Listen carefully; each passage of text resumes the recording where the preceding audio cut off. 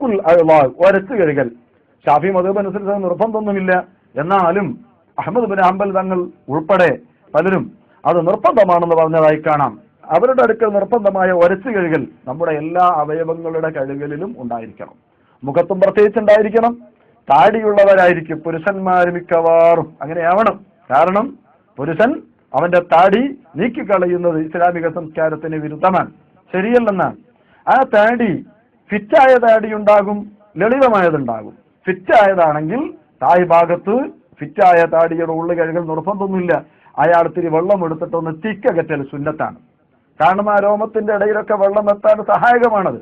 അപ്പൊ അതിന്റെ രൂപം 3 പ്രാവശ്യം മുഖം കഴുകിയതിന്റെ ശേഷം കണ്ണിന്റെ 2 ഭാഗങ്ങളും പ്രത്യേകിച്ച് ഈ ചൂണ്ടുവിരൽ കൊണ്ടിട്ട് സൂക്ഷിച്ച് കഴുകൽ സുന്നത്തുണ്ട്. അങ്ങനെ അവിടെയും കഴുകി, മൂക്കിന്റെ താഴ്ഭാഗം കഴുകി, ഫിറ്റായ മീശയുണ്ടെങ്കിൽ അതിന്റെ ഉള്ളിലൊക്കെ ഒന്ന് തിക്കകറ്റി.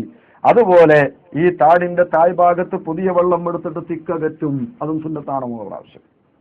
മുഖം കഴുകുന്നതിന്റെ ഭാഗമാണ്. ആ മുഖം കഴുകുമ്പോൾ അല്പം കൂടി കടന്ന് കാതിന്റെ പരിസരത്ത് തലയിൽ നിന്ന് അല്പഭാഗവും കൂടി കഴുകലും സുന്നത്താണ്.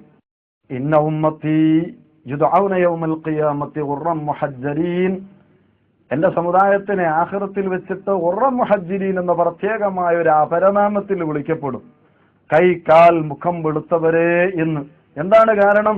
ഹദീസിന്റെ ബാക്കി ഭാഗത്ത് റസൂലുള്ളാഹി പറയുന്നു, മിൻ ആസാരിൽ വുളു എടുക്കുന്ന അവസരത്തിൽ അവർ വെള്ളം ചേർത്തുന്നത് കൊണ്ട് കയ്യും കാലും ഒക്കെ വുളു കാരണം കഴുകുന്നത് കൊണ്ടാണ് ഈ വിളി ഉണ്ടാകുന്നത്.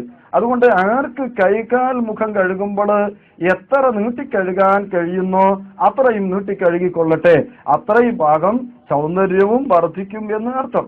അതുകൊണ്ട് ഈ മുഖം കഴുകുന്ന സന്ദർഭത്തിൽ അല്പം ഒന്ന് നീട്ടിക്കഴുകൽ സുന്നത്താണ് എന്ന് ഫുഖഹാ പറഞ്ഞിട്ടുണ്ട്. ഇതിന്റെ ഭാഗമാണ് കാതുൾപ്പെടെ പരിസരത്ത് അല്പം കൂടി പുറത്തേക്ക് കഴുകൽ, അത് സുന്നത്താണ്.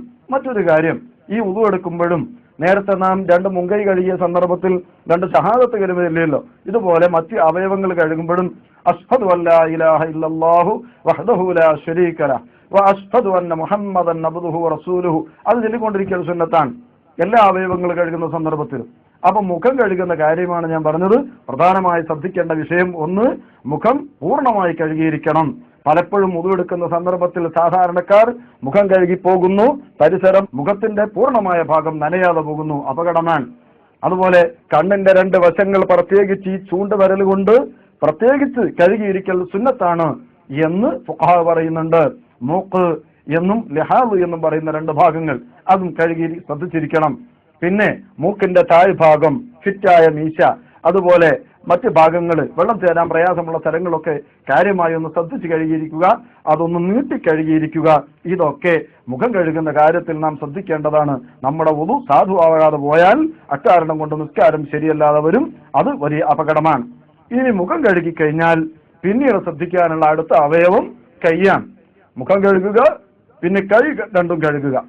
എങ്ങനെയാണ് കൈ കഴുകേണ്ടത്? കൈ കഴുകുമ്പോൾ ആദ്യം വലത് കൈ കഴുകലാണ് സുന്നത്ത്. തഖ്ദീമുൽ യുംന, വലത്തതിനെ മുന്തിക്കുക. എല്ലാ കാര്യത്തിലും അത് സുന്നത്തുള്ള വിഷയമാണ്. മുസ്ലിമീങ്ങൾ മുണ്ടുടുക്കുമ്പോൾ ആദ്യം വലത് ഭാഗത്തേക്കും പിന്നത്തെ പൊളി ഇടത് ഭാഗത്തേക്കും, ഇങ്ങനെയാണല്ലോ മുണ്ട് ധരിക്കാറുള്ളത്.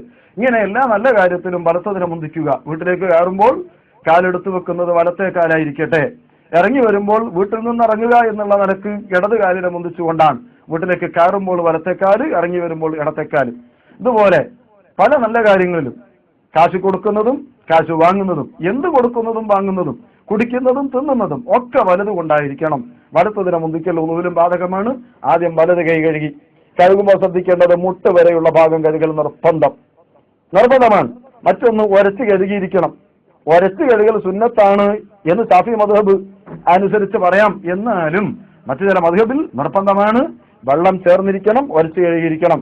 ആ കൈയിന്റെ വിരലുകൾ തിക്കകറ്റിയിരിക്കണം, അത് സുന്നത്താണ്. മുട്ടിന്റെ മേൽപോട്ടും നീട്ടിക്കഴുകൽ സുന്നത്താണ്. നേരത്തെ ഞാൻ സൂചിപ്പിച്ചു, ആഖിറത്തിൽ വരുമ്പോൾ ഈ കൈ നീട്ടിക്കഴുകുന്ന കാരണത്താൽ അത്രയും ഭാഗത്ത് പ്രത്യേകമായ ആഭരണങ്ങൾ തന്നെ അണിയിക്കപ്പെടും എന്നൊക്കെ ഹദീസിൽ കാണുന്ന കാര്യമാണ്. എന്തിനാ നമ്മൾ പിശുക്ക് കാണിക്കണം? ആ കഴുകൽ അല്പം കൂടി നീട്ടാം, പരമാവധി തോള് വരെ നീട്ടിക്കഴുകൽ സുന്നത്തുണ്ട് എന്നാണ് ഫുഖഹാ രേഖപ്പെടുത്തിയിരിക്കുന്നത്. അങ്ങനെ ഈ കൈ കഴുകി കഴിഞ്ഞു. ഇനി ഇടത് കൈയും കഴുകണം. കൈ 2ഉം കഴുകിയാൽ പൂർണ്ണമായി കഴുകി ഉരച്ച് കഴുകുന്ന കാര്യം ശ്രദ്ധിക്കണം. മോതിരമുണ്ടെങ്കിൽ വെള്ളം ചേരാൻ തടസ്സമാണെങ്കിൽ അത് നീക്കിയിരിക്കണം. വളരെ പ്രധാനപ്പെട്ട ഒരു വിഷയം. കയ്യിന്റെ ഭാഗമാണല്ലോ നഖം. ഈ നഖത്തിന്റെ തായ് ഭാഗത്ത് വെള്ളം ചേരുന്നതിന് തടസ്സമായ വല്ല അഴുക്കുകളും ഉണ്ടോ എന്ന് ശ്രദ്ധിക്കണം. മുങ്കൈ കഴുകുമ്പോഴും ശ്രദ്ധിക്കേണ്ട കാര്യം തന്നെയാണ്. അപ്പം പഴയ ആളുകളൊക്കെ ഒതുണ്ടാക്കുമ്പോൾ നമ്മൾ കാണും, ഇങ്ങനെ നോക്കുന്നത് കാണും. നാം ചിന്തിക്കും, എന്തിനാണ് ഇങ്ങനെയൊക്കെ ചിക്കിക്കുത്തി നോക്കുന്നത്? അറിയണം, നിസ്കരിക്കാൻ പോകുന്ന ഒരു മനുഷ്യൻ പൂർണ്ണമായ വുദൂഇല്ല എങ്കിൽ നിസ്കാരം സാധുവല്ല എന്നതിന് പുറമെ അയാൾ കുറ്റക്കാരനും കൂടിയാണ്. എന്തിനാണ് ഈ കുറ്റം പേറുന്നത്? അതുകൊണ്ട് വെള്ളം ചേരുന്നതിന് തടസ്സമാകുന്ന അഴുക്ക് നഖത്തിന്റെ തായ്ഭാഗത്തുണ്ടെങ്കിൽ നിർബന്ധമായും അത് പോക്കിയേ തീരൂ. ഒന്ന് ശ്രദ്ധിക്കണം, നഖത്തിന്റെ തായ്ഭാഗത്ത് വല്ലതുമുണ്ടോ? കാല് നഖമാവട്ടെ, കയ്യിന്റെ നഖമാവട്ടെ.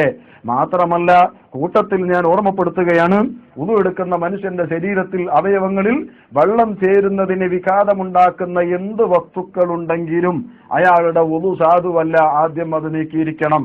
വെളഞ്ഞിയോ, പെയിന്റോ, വാർണിഷോ, ചുണ്ണാമ്പോ, ഇതുപോലെ എന്ത് വസ്തുക്കളാണെങ്കിലും, പ്രത്യേകിച്ച് സ്ത്രീകള് ബ്യൂട്ടക്സ് ഉപയോഗിക്കുന്നവർ, ലിപ്സ്റ്റിക് ഉപയോഗിക്കുന്നവർ, ചില ആളുകളൊക്കെ നരച്ച മുടി കാണാതിരിക്കാൻ വേണ്ടിയിട്ട് ഡൈ ചെയ്യുന്ന സ്വഭാവമുണ്ട്.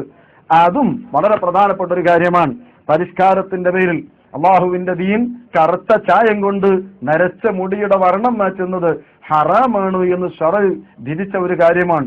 പക്ഷേ താൽക്കാലിക സൗന്ദര്യമോ കാണാനുള്ള ചൊങ്കോ ഓർത്തുകൊണ്ട് ചില ആളുകൾ, നിസ്കാരബോധമുള്ള നല്ല മോമിനികൾ തന്നെ, ആ കാര്യം ഒരു നിസാരമെന്നോണം കണ്ട് ഇങ്ങനെ നരച്ച മുടി തലയിലും താടിയിലും മീശയിലും ഒക്കെ ഡൈ ചെയ്തുകൊണ്ടിട്ട് കറുപ്പിക്കാറുണ്ട്. മറ്റ് കളറുകൾ കൊടുക്കാറുണ്ട്. കറുപ്പിക്കുന്നതാണ് ഹറാം. എന്നാൽ മറ്റ് കളറുകൾ കൊടുത്താലും ഈ കളറ് കാരണമായി രോമത്തിലേക്ക് വെള്ളം ചേരുന്നില്ലെങ്കിൽ അവന്റെ വുദു സാധുവല്ലാതെ പോകും.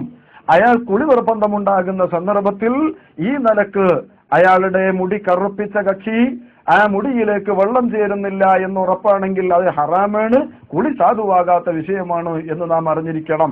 ഗൗരവത്തോടെ കാണേണ്ടുന്ന ഒരു വിഷയമാണ്. എന്തിനാണ് ഈ മനുഷ്യൻ നിസ്കരിക്കുന്നത്?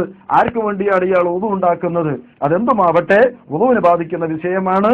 ഈ തരത്തിലുള്ള സ്ത്രീകള് നഖം ചുവപ്പിക്കുന്ന സമയത്തും അതുപോലെ ചുണ്ട് ചുവപ്പിക്കുന്ന സമയത്തും ഒക്കെ വെള്ളം ചേരുന്നതിന് വിഘാതമുണ്ടാക്കുന്ന വിധത്തിലാണെങ്കിൽ അത് മാറ്റിയേ പറ്റൂ, അല്ലെങ്കിൽ ആ വുദു സാധുവല്ല. മൈലാഞ്ചിയുടെ കളറുണ്ടാകുന്നത് കൊണ്ട് വിരോധമില്ല. ഇനി എന്ത് വസ്തുക്കളാണെങ്കിലും വെള്ളം ചേരുന്നതിന് തടസ്സമാകുന്ന വിധത്തിലുണ്ടെങ്കിൽ എല്ലാം നിഷിദ്ധമാണ്. വുദുവും കുളിയും സാധുവല്ലാതെ പോകുന്നതാണ്.